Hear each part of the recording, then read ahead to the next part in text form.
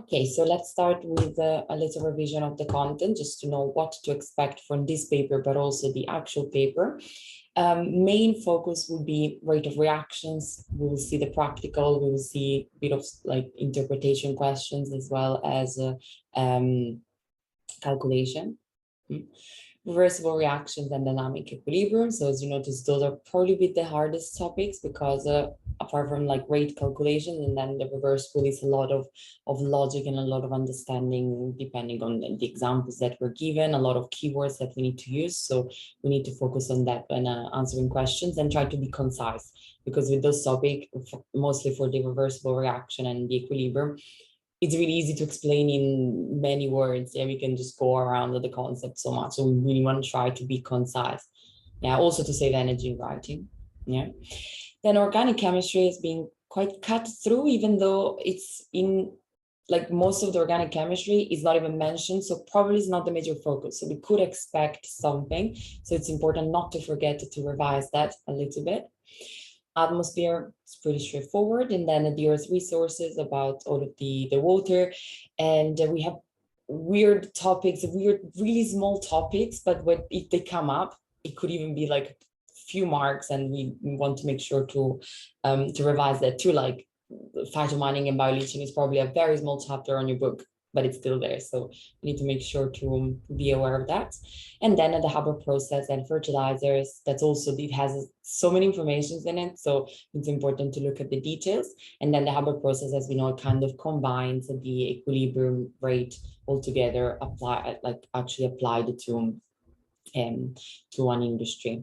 Okay, so those are the main topics. For practicals, we will see the chemical tests and the rate one. All the others have been taken off. So this is what also today's paper will be about. Okay, and I think I made it a little bit longer, just 5 marks longer, because the content, as you can see, it's a little bit more than the other, but it will be just 95 marks, which means that it will be, again, 1 hour and a half or so for the paper, and then we'll get started. Okay, we are ready to start with the first question. We'll, as usual, we'll complete the question and then go through the marking, just not to break your focus too much. Okay, good luck.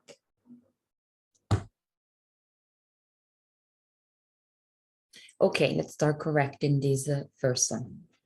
So, typical question when we talk about crude oil. Actually, this topic is really broad. So there are so many things that could be asked, but of course, in every paper we see the most common things, right? Which is, of course, the properties, yeah, of those fractions and the relationship in boiling point, like this first question. Okay, so for 2 marks, of course, it asks why it has a lower boiling point. So it would be in terms of intermolecular forces always. Okay, I'll show you also the marking scheme. Okay, just to guide you. But of course, as we can see, the molecules at the very top of the column, they have a lower boiling point, so they're a smaller molecule. Okay, so the things to mention would be smaller molecule, weaker intermolecular forces. And then if you want to complete the answer, for 2 marks, smaller molecule and weak intermolecular forces, it's enough. Sometimes we could have a bit more open question where we have to explain actually why, or like extend a little bit the answer. And in that sense, we would say, well, because as a consequence of the weak intermolecular forces, the less energy is required to break them. Okay, so always smaller molecules, weak intermolecular forces, therefore less energy required to break those forces. If you did the reverse argument, it's okay too. Just not the question asks specifically for LPG, but normally in the marking scheme, it's always allowed. So it's fine. So that's one of the important properties of those fractions. The other properties that we need to discuss, it's viscosity and the flammability. Okay, so viscosity, remember, as a definition, is how easy something flows. Okay, well, the flammability, of course, is how easy something burns. So, and it's always relative to this concept of intermolecular forces. In fact, as we say here, so it's in the fraction, so it's a bit open in terms of which trend you want to discuss, but the easier would be from the smallest to the largest fraction, so from LPG to bitumen. Viscosity increases. Why? Because of the intermolecular forces. Again, more intermolecular forces means more traction between the molecules, therefore viscosity increases. So boiling point and flammability. And volatility, actually, that could be another thing, which is, of course, the same as like relative to boiling point, because volatile means how easy something evaporates. So those are the three things about the fraction that we could discuss in terms of intermolecular forces. Okay, while the flammability, so from smallest to largest fraction, it decreases. In this case, because there are actually bonds to break. Okay, remember, it's complete combustion that we are talking about, so the bonds are broken, and therefore more energy required to break them, of course, because they're just more bonds. So the flammability decreases from smallest to largest. Okay, so here we could have given even 4 marks, as we have state and explain for true properties, but yeah, I think the state would give you 1 mark for both of them if you got it correct, and then the explanation, the 2 explanation, it would be the other 2 marks. Okay, so a bit of interpretation here for the fractions. We have again this list of fraction, and then explain how we can meet the demand. Okay, so when we talk about demand, it should have clicked already in you that we're talking about the cracking. Okay, because when larger fraction, remember, they can be broken down into smaller fractions. And notice that also further down the question, you have like cracking equations. So if you're unsure, just look at the overall question, because you may have some hints there. In fact, the fraction in low demand, for example, let's see, like paraffin, or as you can see, the percentage needed, it's a lot lower compared to the percentage in crude oil. So that can be cracked into the more useful ones, like petrol, that, as you can see, there is a very difference in demand. Okay, the 2 marks will be for the cracking, for the either mentioning a fraction or saying just a fraction in low demand, and then the cracking. If you said just cracking and you referred to the actual catalyst required for cracking, that could also give you a mark. Okay, so try to be a bit broad in terms of what gives you the mark. Okay, so if you put a sentence with cracking with a catalyst, yeah, that's also correct. Of course, it will need to be the right catalyst, which we'll mention it to revise it, because we haven't mentioned it in this question. Yeah, remember, there is a catalytic cracking, okay, which uses like aluminum oxide. Okay, and then the other would be steam it would be steam cracking, which uses just steam at very high temperature. Okay, so 2 different types of cracking. You don't need to know too many of the details, but just at least to know the conditions for those cracking. Okay, and then, well, of course, we link it to the question 5, but we will look at the other one first. We were talking about having weird or suggestive evaluation question in the few other papers you did. So there we go. This one about the crude oil from politically unstable country, evaluate getting oil from such countries. Okay. One important thing, evaluation, it's always discussing advantages and disadvantages. Okay, and then as long as you justify your answer, you can say it's good or say it's bad. But we don't necessarily want to give an actual conclusion. We just want to give advantages and disadvantages. So, for example, an advantage could be that the UK doesn't have enough oil, or that the reserves in the UK are running out, or that it's better to preserve the oil, or there's just not enough oil. Really, that's the main thing, because otherwise, why would the UK be getting oil from some other countries? Well, the disadvantage could be that, well, it says on politically unstable countries. We know it right now, we're living through it, how politically unstable countries they can completely control our supply systems, right? Look at the prices of the gas now. They're going crazy because of politically unstable countries. So actually you can always relate to some situation, current situation. But it could be things like unstable supply, or could be unstable price, because absolutely imagine they just choose to raise the price. Well, can't discuss it. So supply, price, or could be, well, we're transporting. So if you were thinking in the sustainable point of view, then, well, from other countries, they have to be transported for over long distances. So in fact, that's also mentioned at the start of the question. So with the evaluation, you're always given background that you can always start the answer to.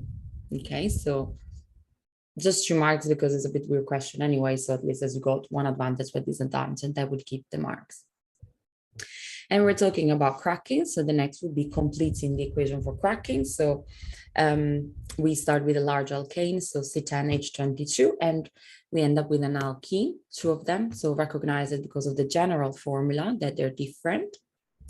And of course, we just need to just find out how many atoms are left. So C6H14. Okay, that would be the shorter chain alkane produced in this cracking.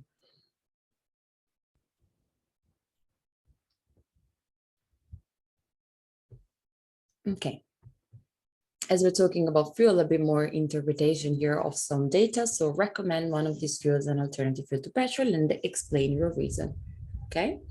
So here it's again down to your interpretation, as long as you explain your choice. That's the important thing. So the one that I think make most sense is hydrogen, because as you can see, hydrogens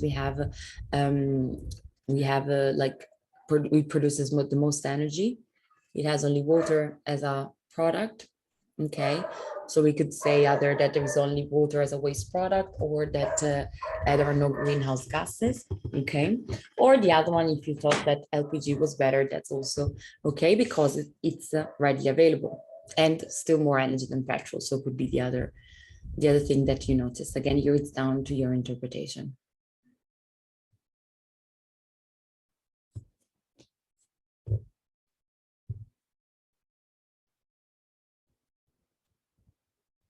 Okay. Then here I mentioned could be present, could not, because it's not clearly stated. So better revise those reactions. So combustion. Okay, here is the equation C2H4 reacting with oxygen, and then it's of course complete combustion. It will always be stated if it's complete or incomplete. So notice that. And complete, of course, forms carbon dioxide. And the balancing, I hope it was clear, but we always start with the easier ones like carbon and hydrogen, which we can clearly see they're unbalanced, and then we can finish balancing out the oxygen. If we have like half numbers, we can use them in those equations, because normally the balancing number, they're quite big.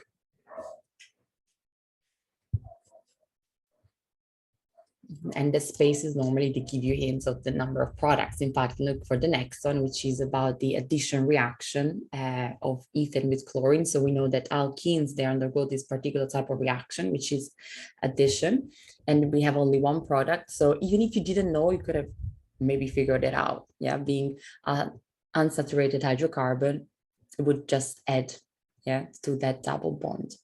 So C2H4. And then the last one, the polymerization. Okay, as we know, alkenes, they can react with themselves in this addition polymerization to form those larger chains of polymers. Okay, huge topic, even if has been cut through. So a lot of things that can be asked. So something that we haven't seen is like the general formula of alkenes and the structure of alkenes and alkanes. Yeah, just to make it notice. So here, this topic is useful to revise with the spec, because there are lots of little things like general formula, definitions, the name of the first members of the homologous series. So all little things to notice. The catalyst, as we mentioned, properties was fine. And then the cracking, I think it was good. And then we interpreted also some data, which I think was good. And then reactions, as we've seen in this last part of the question. Okay. If that is all okay, I think we could start with the second question. Okay. Good luck. So I will be scrolling through quite quickly, as we have just two multiple choice to start with. Okay, so this second question, it's all about the rate. Okay, so let's go through step by step because there are actually a lot of concept in this one. Okay, so the first part, okay, I'll show you the marking scheme, but we will explain it as we go along. Of course, straight away about catalysts. So for catalysts, we need to be confident in describing what the catalyst does. So about this lowering the activation energy or providing an alternative pathway, and being able to interpret those the energy profiles for that. In fact, the correct one would be A, which we could have found it for exclusion, knowing that the catalyst, the activation energy, of course, is not higher, but it's lower. Remembering from the other topics of energy change is that if the hour goes down, it's exothermic, the energy is released, and that the catalyst doesn't change the energy of the reaction, but the activation energy, which is always the run from the reactants to the top. Okay. But the only correct one would be that the activation energy of the catalyzed reversed reaction is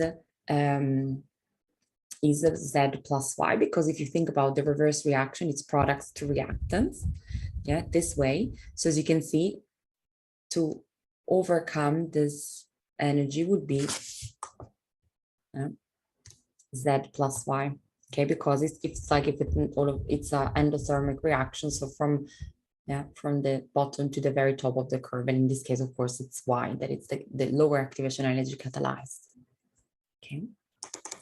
Really a bit tricky bit of interpretation, but not sure. Well, for exclusion, I'm sure you could have got it. Okay. So activation energy and catalyst are really a very important concept for the rate topic. Okay. Here, not only it's important to be able to interpret those experiments, but be familiar with how those rate experiments can be performed. So in all the questions, there is some important information or something to revise.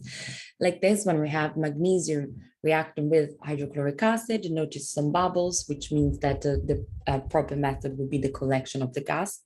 Yeah, and this is, of course, one of the methods, which is by using a gas syringe that we can actually measure the amount. Okay, and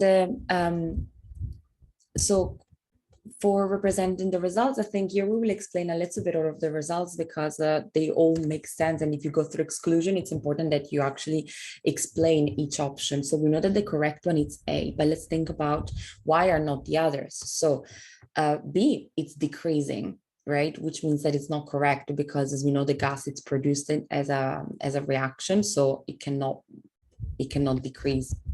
Okay. C as well. This one is actually an important one because we have seen this before, or I don't know if you've seen before, if we collect, for example, or if we measure the mass of the beaker, because a gas could escape a beaker, so and the change in the mass, it would be small because at the end the beaker is a lot heavier than the gas, but notice that that's why it stays quite high, but it would be completely wrong because this is the volume of gas collected. So if this was the mass of the beaker, then it would make sense for this reaction because this gas escapes, but not in this case, of course, because we're collecting with a gas syringe. And D doesn't make sense because, as we should know, the rate of reaction changes as the reaction takes place because of something we will see in the other options. Yeah, but it's all to do with the chances of collisions and the collision theory. So the only correct one is A.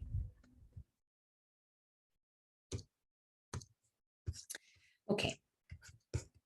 And now a nice experiment. So of course, as we've seen, one of the required practicals would be for the rate, and the required practical it's right broad because it's just how changes in a concentration would affect the rate of reaction. And then it could be involving either the volume of the gas produced or the change in color or the change in turbidity, which means that we really need to analyze the reaction that we're given in order to understand what is the appropriate way to measure.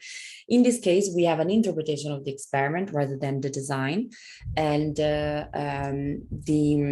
Well, we have the hydrogen peroxide, the composition of hydrogen peroxide, and it says again about a catalyst. And this is an interesting one because it's another very important thing about catalysts is that they're not used in the reaction. So outline a method to show that the solid acts as a catalyst and not as a reactant. The way to do is it's proving that it has not changed during the course of the reaction. In fact, if we filtered it out and waited before and after, we should see that the mass of the solid is unchanged. And that would demonstrate that is a catalyst. So if you said filter and or just waiting before and after, and then the mass is the solid unchanged, it would be all correct. So either of those three options. Okay. Okay. For the next one, variables. Okay, so not only when we interpret the experiment, but also when we design experiment, control variables, they have to be, we need to think about them because of course, there are a lot of factors that affect the rate of reaction, which means that those variables have to be controlled to make it a valid experiment. So to control variables would be pretty much anything else that you're not investigating that could have an effect on the rate, like the volume of hydrogen peroxide, the mass of could be the mass of the catalyst, or could be the mass of just the catalyst because there is no other reagent. The particle size of the catalyst is a very important one because remember surface area has a big effect on the rate. So either of the reactant or the catalyst surface area could have an impact. So that has to be controlled. And then of course the temperature. Okay, because the temperature, of course, increase kinetic energy of the particles, increase the frequency of successful collisions, which means that has to be controlled. Otherwise, it would have an effect on the rate. And in fact, this is actually the other type of experiment when we have a gas. Yeah, because as you know, as you've seen from the method, we are recording the balance reading at the start and then every minute until there is no more mass change. So this is the other way because the gas would escape. So we will measure the mass change. So rather than collecting the gas, we are we're investigating the mass change.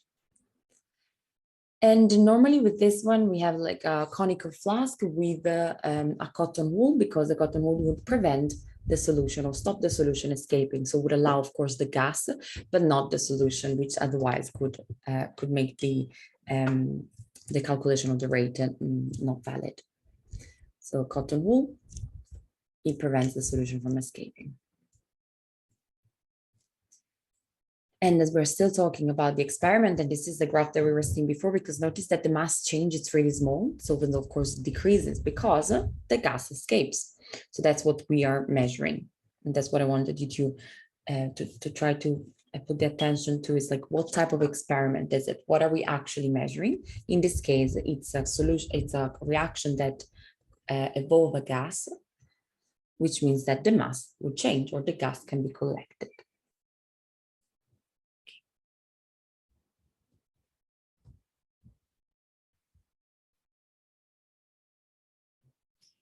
So for the next one, we're looking at the mean rate of reaction for this experiment. Okay. So for the mean rate, so remember that there are different types of calculations that we could do when we have a curve. It could be the rate at a specific time. So we would draw the tangent at that time and find the gradient. Or we could have the initial rate where we draw a tangent passing through zero on the y-axis, and the gradient of that would be the initial rate, or the mean rate, which would be the total change. So we're not taking into account the change in rate across the reaction. And I think here I put the number wrong because the mean rate is the change, okay, divided by the time. So I don't know why I wrote 150, don't worry, I'll correct it, but it would be the change, which is this change, so 149.35 and then 150. Okay, so this is our change in mass, which is 0.65. Okay, So that's the total change in mass. Okay. And then it would be divided by the time. So as you can see here, it stops changing, which means that the reaction has actually already come, has already come to completion. So we will need to look at the time when it stops changing, which I think would be around here, and therefore would be 7.6. But of course it's minutes, so it needs to be multiplied by 60 because we wanted well, actually, if you kept it in minutes, that's also okay, but it's not because the units are given. So normally if you don't change the units and you have to state them and then they'll still be correct. But in this case, because we are given grams per second, then we will need to convert the time in second. So 0.65 divided by 7.6 times 60 is equal to, and sorry, that's wrong. It's 1.425 times 10 to the minus 3 grams per second. Remember the unit, gram per second, or can be written in those two ways. So with the power or with the slash sign. Okay, so mean rate of reaction, one more time, the total change. Yeah, the total change divided by the time. And we just need to pay attention to the units. Okay. So don't worry, on the classroom, the marking scheme will be correct. For the next one, okay, which experiment is the fastest? It's going to be T. Yeah, because you can see it has the fastest decreasing rate.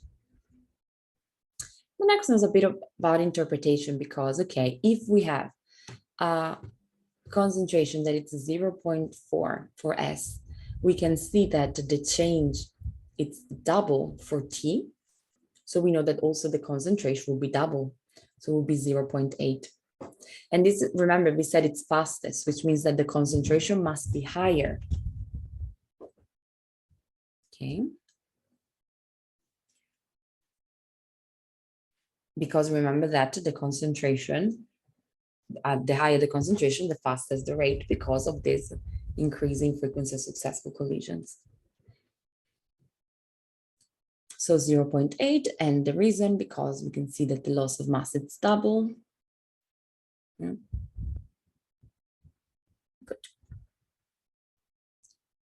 Graph. I think the more time we do graphs, so the better we get at it and the faster we get, because in this case we're given the scale, we were given the labels. Yeah, just notice them because sometimes we're given just completely empty graphs that you have to do from zero. So so we need to be careful also with the scales, but in this case, no. And then it should be a straight line. So draw a straight line of best fit through the points. Probably no anomalies in this one, so it would just be all the points. The important thing is that always like use a ruler. And just, yeah, I don't think anything too difficult here, actually. Okay, just notice how nicely the graph is done with little points, not big smashes that could make it inaccurate. Okay, just small points and then ruler. And that should be straightforward. And the last one, why the rate of reaction increases as the concentration increases. For 2 marks, I think we've mentioned it, but it's because there are more particles we could add in a given volume, but more particles, it's enough, and therefore more frequent collisions. In fact, all of this, remember, it's to do with the collision theory. Okay, so frequency of successful collisions. The only one that doesn't affect, actually does the frequency of successful collision, the catalyst, but just because it lowers the activation energy. But all the other factors, pressure, concentration, temperature, surface area, they affect the frequency of successful collisions in slightly different ways. To get used to, be familiar with those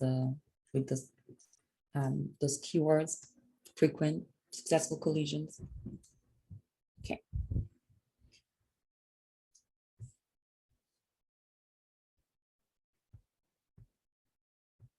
Okay, so I hope it makes sense on how to calculate the rate. Yeah, we have different type of calculations. The factors we could be asked to interpret or actually to explain the factors. Experiment, either interpret or designing it. Then all to do with the collision theory, definition of activation energy and catalyst, yeah, how it works, and some interpretation like we've seen in this one. Okay. I hope it's all good, and I think we can go into the next one. Okay, so we are like at the very last topics of the program. So everything kind of comes together, and that's also something I wanted to show you with this question, in the sense that we can't forget everything that it was done and everything that was in paper one, because it could still come up, or just helps in explaining other concepts. Okay, for example, this first one about ammonium sulfate is made by reacting an acid and an alkali. You should recognize that it's a salt, yeah, positive ion, negative ion. And we need to be familiar with those, the acid and the base that makes those fertilizers. In fact, if we're talking about an acid and a base, we should think about a titration or just mixing, or what should have clicked it is making a salt, because that's what at the end those fertilizers are just salts.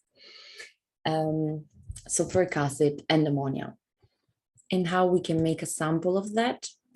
We could use a titration, of course, because a titration with an indicator until it changes color. Or we could just mix them up, but we would have mentioned how do we mix them, because at the end we want a correct amount. And the thing is an alkali, which means that it's soluble. So we can't use that just making a soluble salt, like adding in excess, because we wouldn't see that it's actually in excess. So in this case, we needed to use the titration or previous calculation and then adding the correct amounts. And then it's a salt, so of course the separation method is always the evaporation. Just notice how topics they come back, yeah, always, and that's what could make the paper too tricky. Even though it's not clearly stated, the topics they interlink mostly in chemistry and physics, as you've noticed. Okay. Then, of course, with fertilizers, ammonia and the Haber process, it's always in there. In fact, in here, it's just the start. It's just one little part, and the catalyst used, it's iron. That's just something that we need to remember. Okay. And the fertilizers that you need to be familiar with are those called NPK, which they stand for nitrogen, potassium, and phosphorus and potassium. And of course, to see which combination could make the fertilizer shown, well, would be this last one, because it contains all of the three ions. So the thing here was to recognize what this NPK stands for. Okay, so this is the correct one. Okay. This one, it's like it relates to what I was saying before. Like there are a lot of little things that could come up in this paper. Yeah, a lot of small topics. And there's about the superphosphate, triple phosphate, monophosphate, it could come up. Yeah, and this is referring to that part of using of phosphate rocks. So apart from knowing a little bit where those compounds come from and how to make those fertilizers, like we've seen in the reaction above. So we had ammonium sulfate, that was one.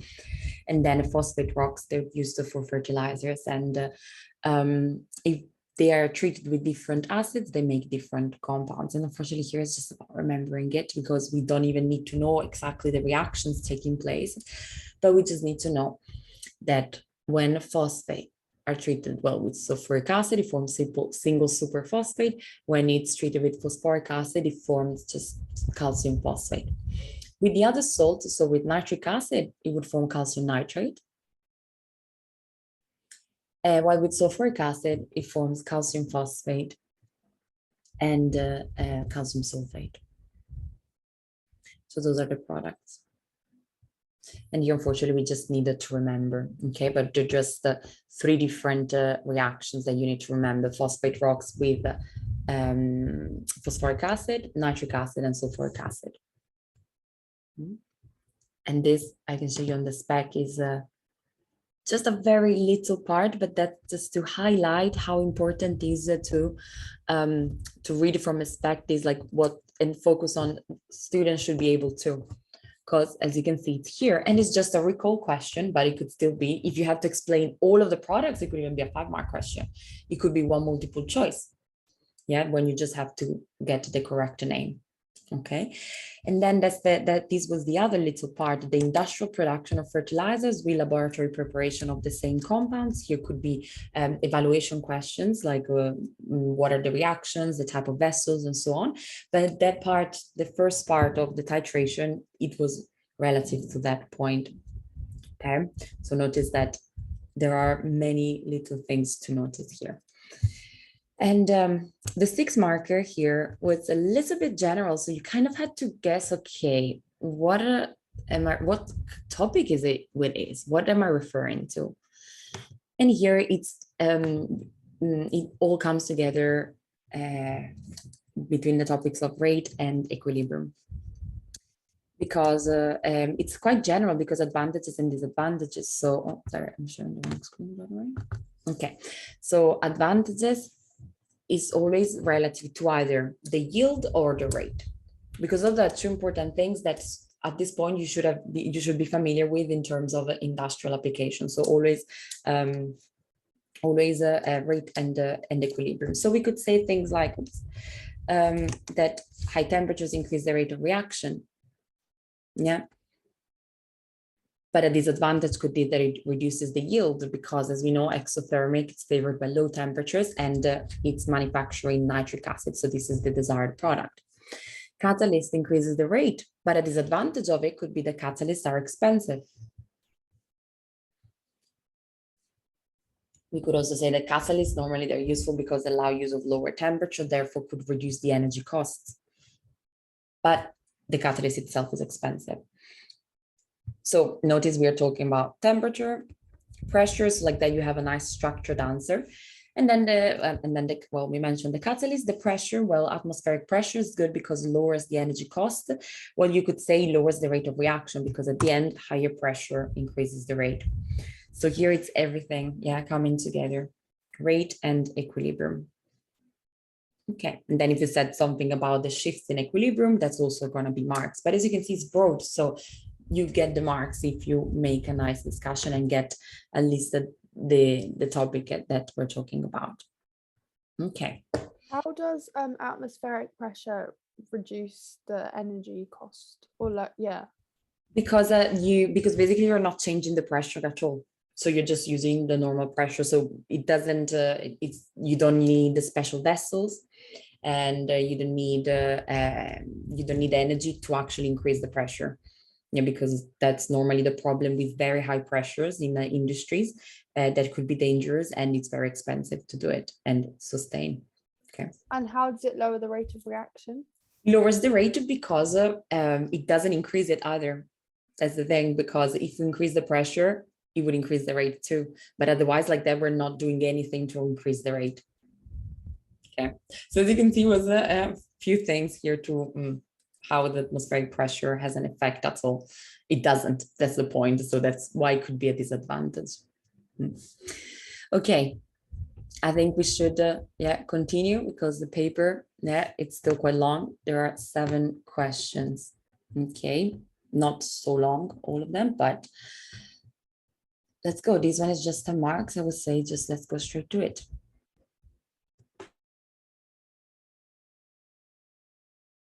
So if we're ready, we can correct. Okay, so as we ended the question before talking about equilibrium, well, we started talking about equilibrium. Okay, so 2 features of the reaction in a dynamic equilibrium. We know the features that are more than 2, but the important ones: closed system, and that the rate of the forward and backward reaction is the same. If you said that the concentration stopped changing, that's also correct because it is another feature. So if you mention those 2,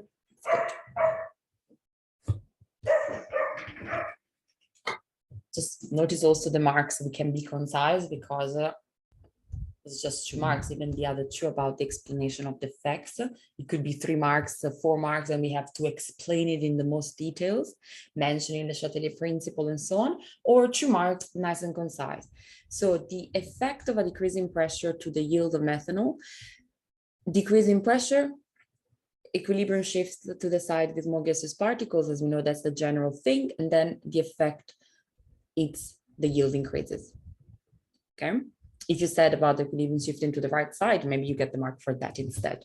But I think if you're asked the yield, just say yield. So yield increases, why? Equilibrium shift to the side with less particles. That could be one. That could be the 2 marks. So try to make this concise but clear, because this topic sometimes could be tricky and hard to explain. But if we know effect, left, right, and then why. So more gaseous particles, or for the next one would be if which reaction favors endothermic, exothermic. So decrease in pressure would increase the yield. Why? Because it favors the exothermic reaction, and we know that the reaction is exothermic because we have this little minus over here in the energy change. And remember, that's always relative to the forward reaction. Okay. So we've applied the Le Chatelier principle. Here, what is not true about Le Chatelier principle? Well, we had to analyze each option, obviously go for exclusion, but this one is the incorrect one, because if the temperature is decreased for an endothermic reaction, the amount of product increases. Yeah, that's not correct, because if it's an endothermic reaction and if the forward reaction is endothermic, decrease in temperature favors the exothermic, which would be the opposite. This is to show that these type of questions, it could be super easy because maybe you're super focused and you just get it straight away, or could be extremely difficult because if you get a little bit the panic feeling in those type of multiple options, they don't make sense anymore. Yeah, those options, because there is a bit to think about. Like, okay, you need to exclude all of them and kind of analyze a bit more the options. So if you get stuck in it, just move on and go back to it with fresh mind. Yeah, rather than spend so much time on just 1 mark. Okay, so always think about how you're approaching the questions. Okay, energy change for the reverse reaction, it would be exactly the opposite. So plus 91, it would be the same value, but it's plus because it's the reverse reaction. So as we know, if one is exo, the other one is endo. And the catalyst, a recurrent topic as we've seen in this paper, catalysts, they don't affect the equilibrium of the reaction and the state. So that's the state, the effect will be none. And the explanation, because both forward and reactions, they speed up. Or if you say about the activation energy, like it decreases the activation energy for both forward and backward reaction, of course, that is also correct.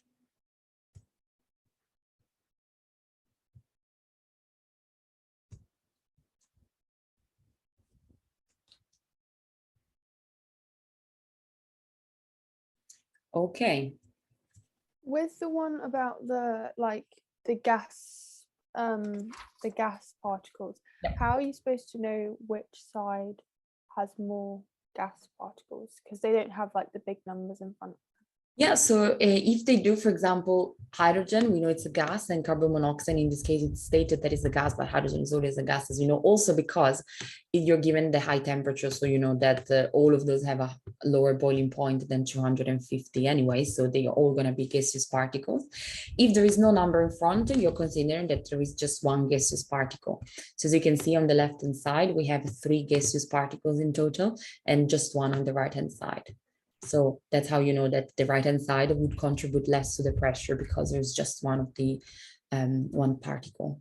And it's important to mention gaseous particles because it's not the moles, because you don't know where the equilibrium is. If it's more towards the product, and therefore there are more moles, but there are still less gaseous particles, so it would still contribute less to the pressure. So is there more gaseous particles on the left? On the left, exactly, because there are. But then it says equilibrium shifts to the side with more gaseous particles, then it says the right side. That's also very right, which means that it's exactly the opposite side. Very nice. That was my mistake. Yes, so the yield, very good, decreases, because with more particles, it's the left. So thanks.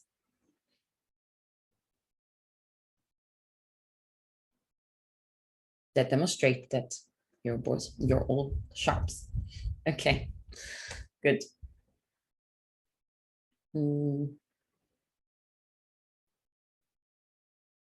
Yeah, I think it makes sense.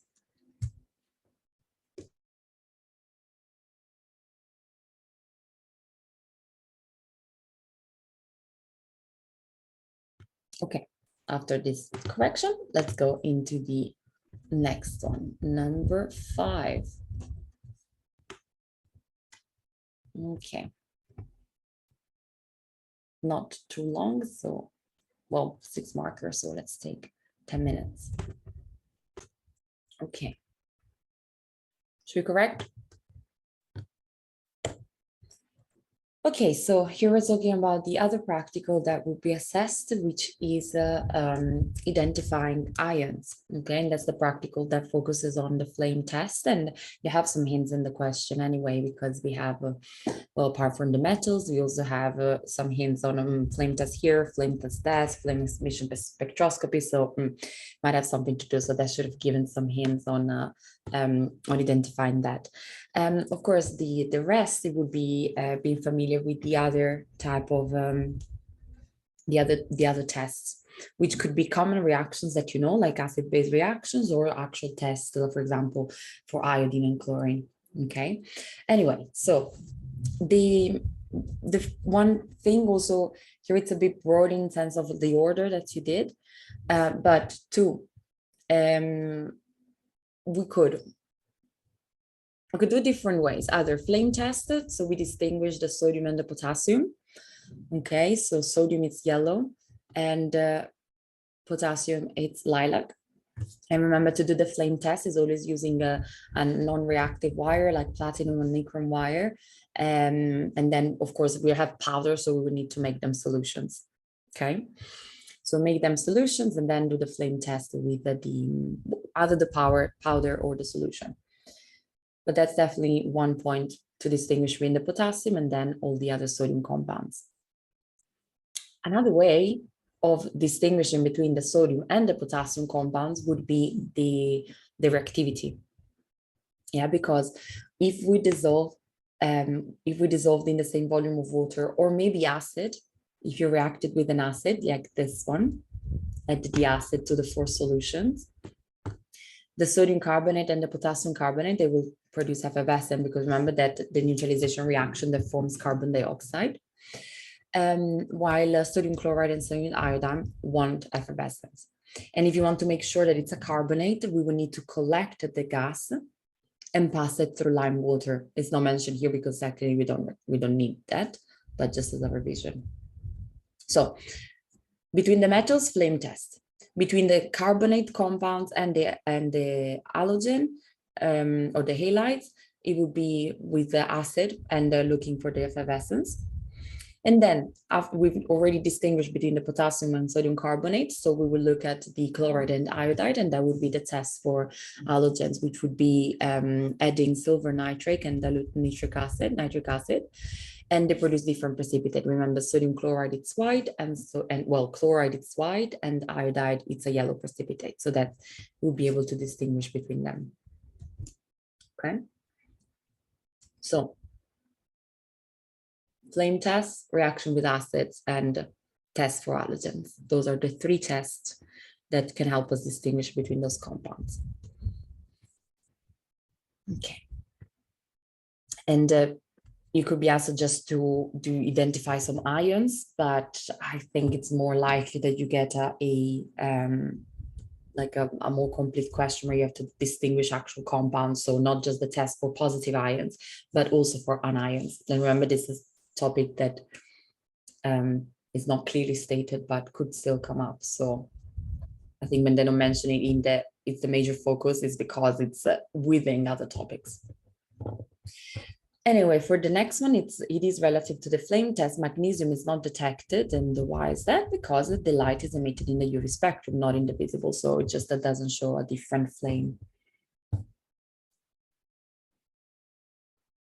And for this experiment, there are always a few practical things to consider, like why do we need to add acid before we put the metal in, because we would remove any contaminant that could affect the color.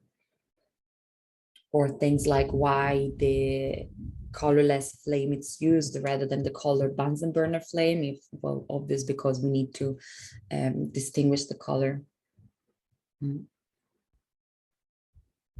And the less direct thing to remember about this flame test, it's the other way to identify those metal ions, which is using flame emission spectroscopy, which instead it uses an actual instrument, so it's not a laboratory technique.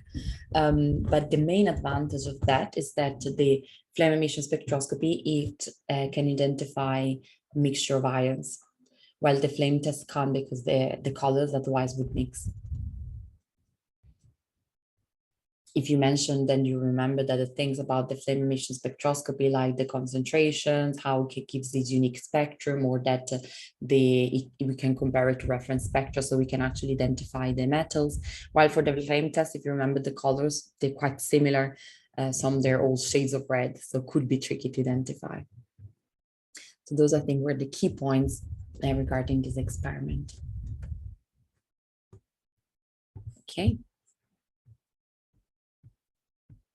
Next one, I don't want to say where it's getting easier, but yeah, the atmosphere, I think it's always a nice topic. Okay.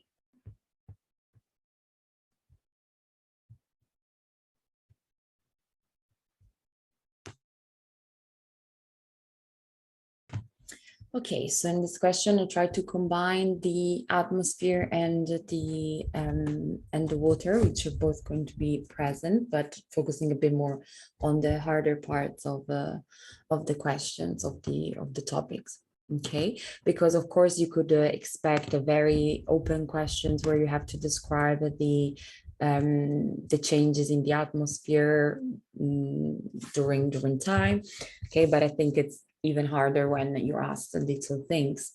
So for example, why is difficult to be precise about the composition of the Earth's early atmosphere? Well, because we could say things like nobody was there, or we don't have written records or written measurements, different sources of information, or just limited information. Anything that makes sense to you in terms that limit something that was so many years ago, talking about million years ago. Or even you could say something like it's harder to get the samples, yeah, to analyze, for example, could be another thing. Okay, the next one about the growth of plants that affected the composition of the atmosphere. Of course, for the photosynthesis, if you mention photosynthesis, 1 mark, and the consequences that it lowered the amount of carbon dioxide, increasing the amount of oxygen. Okay.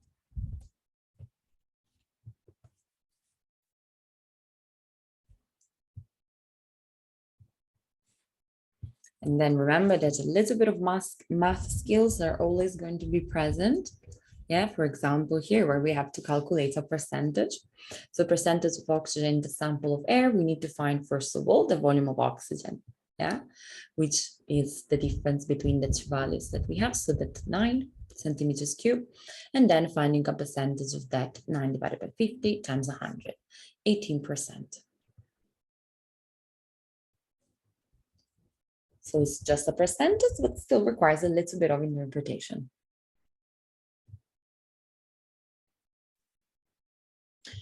Okay. Part 4, how it affected the composition of the atmosphere, deformation of ocean, that ocean absorbed carbon dioxide. That's the very important thing. And then you could say other absorbent, therefore lower the amount of carbon dioxide. But also very important thing is that if the temperature decreased, so you could, if you mention that, that's also good, even though it's not 100% relevant in terms of composition, but the composition is all to do with the carbon dioxide. And then remember that the algae in the ocean also contributed to the oxygen. Remember, the ocean is the biggest carbon dioxide sink. So that's really the main effect.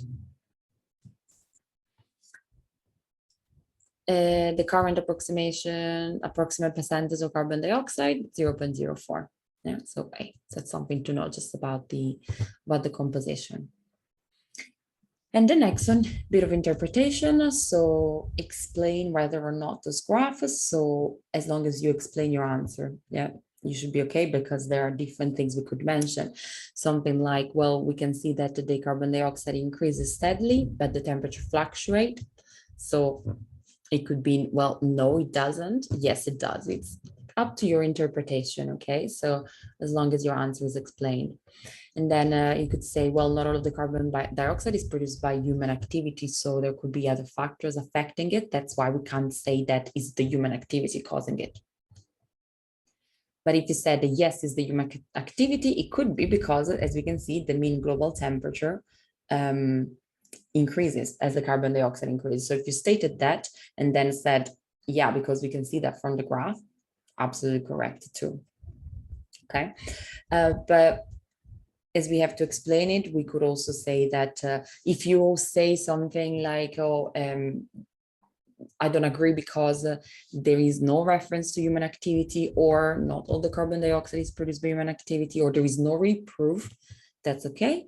But if you say that, yes, because there is a steady increase of both, that's also correct. Okay, so try to justify it. So at least 1 mark for the conclusion, 1 mark for something from the graph, and 1 mark on these, on just a comment or explanation of your answer. Okay. Linking to water. Okay, so we're talking about the different methods of purification. Okay, and just need to be able to interpret information about them, like why is it one better than the other one, what are the advantages and disadvantages. So not only being able to explain them, but actually interpret. Like in this case, it's linking the ocean to that question before, and then explain why it may be more expensive than waters from lakes. Well, because that's, we need to know something about the ocean, which is require electrolysis. Therefore, it's very high cost of energy, or also the high cost comes from using the membrane. Okay, because this process is called reverse osmosis, so it requires expensive equipment. So as long as you said something about the equipment or the energy requirements, you get the marks. The next one about the sewage, you could have questions like why, like what is the difference, or summarize the steps. Here you have the steps to revise. But one little thing that you could be asked that I think it's easy to forget, it's like apart from the purification of water, what happens? Like, in fact, there are products about this anaerobic digestion. So of this sludge, which is all of this waste product, and the uses are methane gas, it's used for fuels, while the solid waste, it's used as fertilizers. So little things here that useful to mention that in case they come up. And the last for this question, plastic bags and the life cycle assessment. It's not clearly stated that it's going to come up, but just be familiar what it is, which is this analysis of from the raw materials to the waste of a specific product and the environmental impact. And then normally you just have a data to compare or something to comment between paper and plastic bags. And here, I think the correct things to say would be difficult to say whether paper plastic bag has a greater impact on the environment, because there are too many variables that have to be considered. Like one is reusable, the other one is not, the other one doesn't come from a waste of crude oil, but the other one could cause deforestation. So there are too many things to consider. So be aware that the life cycle assessment, they're extremely complex. So here was a little bit of a guess and probably of exclusion, but I think important to mention it. Okay. And now I think we're ready to go into the very last. So for example, in this question, we have metals and polymers, yeah, which of course polymers, it's an important one for the topic of crude oil. Okay, so environmental advantages of using PEX instead of copper. Okay, so here are some options. See what's compared with the ones that you've done. For example, we could say about that actually less hydrocarbon fuel is used because at the end it's a waste product of the hydrocarbon, right? While for the copper, as you can see, there are very high temperatures, transport, final purification. So there is a lot of energy involved in that process of extracting the metals. So that would result in hydrocarbon. You can even say about the energy, of course, because less energy is actually required for the polymerization compared to the mining. Yeah. One big problem, it's the acid rain with the copper, because it says it here exactly, molten copper, like oxygen is blown to remove any sulfur. What's the problem? That should like, you know, click sulfur and oxygen, sulfur oxide, that acid rain. So that could be one problem, of course, and one advantage of using the polymer. And then it could say continuous process, because like it's a continuous process in the sense that it's a bit simpler in terms of steps, while for the, as you can see, the mining, there are so many steps involved. So it could be a point to make, or about conserving copper ores, of course, because the metals are running out. And could be the main problems with the mining are like the solid waste and the environmental impact in terms of destroying habitats. So we could say about this solid waste and reducing this need of mining digging. So a bit of a weird question, because I mean, either one of the processes, I mean, they're not environmentally good anyway. But if we have to suggest advantages, yeah, we can use our knowledge and our knowledge of the processes to do that. Okay, so I hope you got the 4 marks. In terms of alloys, so here it's one of the topic not clearly assessed, but not the major focus. So could expect a mark of this, like prevention corrosion, and about the alloys. So copper, it's either bronze or brass. So here, be familiar with some of the alloys, like gold, the percentages of gold, but steel, aluminum alloys, a bit the characteristics. Okay. Good. Okay. About corrosion, oxygen and water, of course, is required for corrosion. Okay. And then why doesn't corrode easily?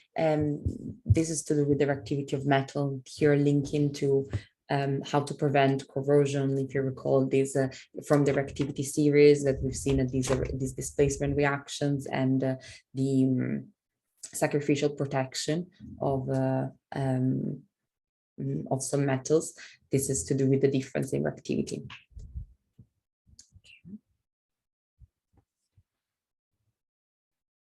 And then method to prevent corrosion, it's again in the topic of using materials, and it's about either sacrificial protection or preventing the contact with water and oxygen. So for example, coating, painting, oil, all of those. Okay.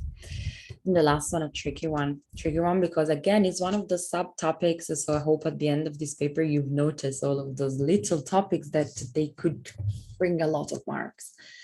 Okay, so bioleaching and phytomining, they'll choose two particular processes, alternative ones, to extract copper from low-grade ores, which means that there is not a lot of copper present, or from mining waste of copper ores, of course. And they rely on biological processes, because bioleaching, what it does, so briefly explain each method so you know straight away where the marks are going, and then evaluate their uses, so some advantages and disadvantages, as we've seen. So bioleaching uses bacteria, and what they do, they break down ores to form a solution that contains the ions. Okay, so that's briefly the process. While phytomining uses the plants that absorb metals in the roots, and then those ashes are burned, and the ashes will contain the metal compound. One of the problem, of course, actually in the mining, it says all of the processes. So the extraction of copper, it would be digging, moving, treating the rock to extract the metal. So that's the concept of mining. And then, of course, at least one advantage is one disadvantage.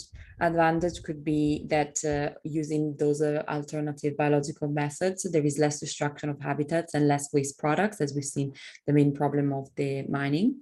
But the disadvantages are that they're very slow process, that they still require purification because as we've seen, we get an acidic solution and a metal compound in the ashes, which means that it also requires energy. Okay, if you said something more specific like bioleaching, there is still the waste acidic solution, that could be a point. Or if you said something else like, oh, you have to burn the plant so that releases carbon dioxide, that could also be a point. Okay, just notice also how the marks are distributed. Okay, and that's the end of the paper.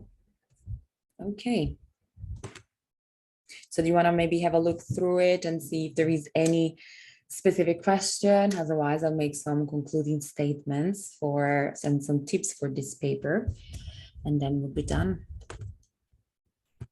So I would say we can just wrap it up. So the topics are really broad, as you notice, but a lot to do with using resources, industrial processes. So that's, I think, where this paper is a bit more centered. And we've seen some calculations. So there could be some math skills related to graphs interpretation, like in the rate, or even in the dynamic equilibrium. So sometimes there are those big graphs with different conditions that we need to interpret. The carbons, there could be reactions to balance, there could be formula to write, so be familiar with that. And then explanation, the link back to other topics like the bonding and intermolecular forces, yeah, all of those. Atmosphere, we've seen there could be interpretation question. Just want you to notice that even in the specification, there is always a lot with in terms of like when you're given enough evidences, you need to be able to make a discussion. Okay, so for example, where did I see that? I don't know where it is, but what I want you to notice from the spec is that it is a bit longer compared to paper one, because as I said, there are more of those little topics. So if you want to make a very final revision, try to look at that too. Okay, so because at this point, the generals, the big important topics like rate, organic, equilibrium should be confident, and hopefully we've consolidated in terms of how to answer with the keywords and be concise. So for the final revision, try to look at the spec and everything that you need to know, like recognize substances as alkenes given their formula in these forms. What does that mean? So notice the general formula, the overall formula. So try to look at really what you're required in each topic. Okay, and I think really important, the subtopic, which we've seen a lot in these topics of not this one, you don't have to do it, but the for example, in the atmosphere, in the topic of using resources, which is the very last one. So there are a lot of things like the things that like maybe they're not straightforward, but if you notice them from the spec, I think it won't give you any surprises, and hopefully we won't find anything too weird in this paper, which I'm pretty sure there's gonna be, because it's all about like earth resources, so they're gonna come up with probably random examples, right? So we need to expect that. Yeah, but just notice all of those little topics, like we've seen, I don't know, little things like definition of potable and pure water, or other things like comment the ease of water from different resources, alternative method of extracting metal. So those that look like subtopics, they could still bring a lot of marks. So hopefully noticing those topics, and you will be able to really get those extra mark and grade up. Okay, and then they haven't taken out a lot, so I would say just do a nice general revision. We know that the greenhouse gas is not going to be in, and that's it. All the rest is not the major focus, so let's expect them. Okay, just like if they were in the paper. There are a few things we haven't seen, like reaction of alcohols, carboxylic acid. Make sure you just revise at least that once. Not too much focus, because again, it's not the major focus, but still could be the mark that makes a difference. Yeah. And then atmospheric pollutants, we haven't seen it so much. Life cycle, we mentioned it at least. A lot of it is also common sense when it has to do with sustainability. So make sure you read properly the examples that you're given and all of the data that you're given. You have just analyze that carefully. And because there are always some hints in the question. Okay, good. So good luck, all of you, tomorrow. And if you have any questions, just let me know during the day. Now, please take a rest because you must be exhausted. It was a difficult paper, and but hopefully good in preparation for tomorrow. I'll put everything on Classroom, the corrected marking scheme because it was a mistake, and and then yeah, if you have any questions, just let me know. Okay.